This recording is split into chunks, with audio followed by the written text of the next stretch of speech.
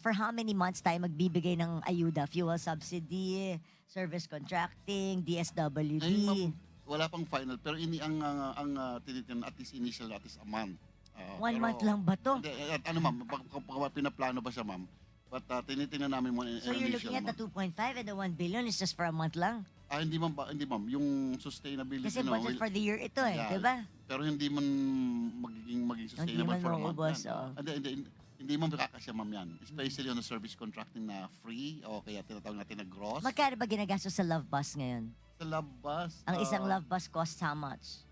wala lang ako ma'am na exact data, but But the whole budget for the Love Bus is how much? well, for 1 year, kung hindi po ko nagkakamali, nasa 500 million. 500 million More or for less. one bus for 1 year? No, for all the... For all the 10 or the 20? For all the 6 routes, including Region 11 and Region 7.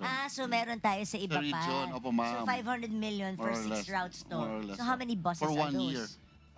Yung sa Region 11, ma'am, nasa 111 bus, wow. na modern units yun. Ito sa Metro Manila, 20. Hindi happy ang mga bus drivers natin doon. Well, Pero who ma'am. provided for the bus? The existing operators. The existing operators, Yeah. so parang you rented them out. Yes. Sinervice contract niya sila. Modern units ito, ma'am. Mga jeepney modern units ito. Ang Hindi galing, talaga ang buses galing. ito. Okay. Sana napapakita natin yan sa ating mga kababayan.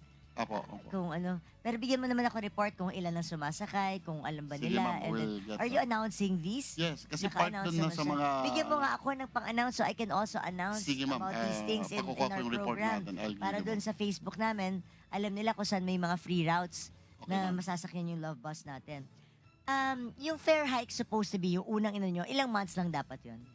Ma'am, yung fare hike, within 3 months para makakuha 3 sila months ng... dapat. 3 months at provisionally para makakuha sila ng fare matrix nila. Pero after makakuha na sila ng fare matrix, magiging permanent na po yon.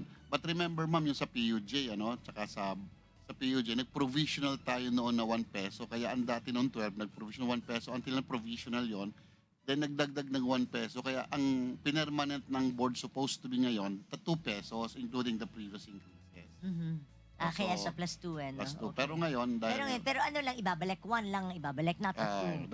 One lang Yung ibabalik. 1 lang yung ibabalik, Kasi yung yun second rollback. Back to the dating Pero- provisional increase. Sana na lang yung nung tinanggal, sana maging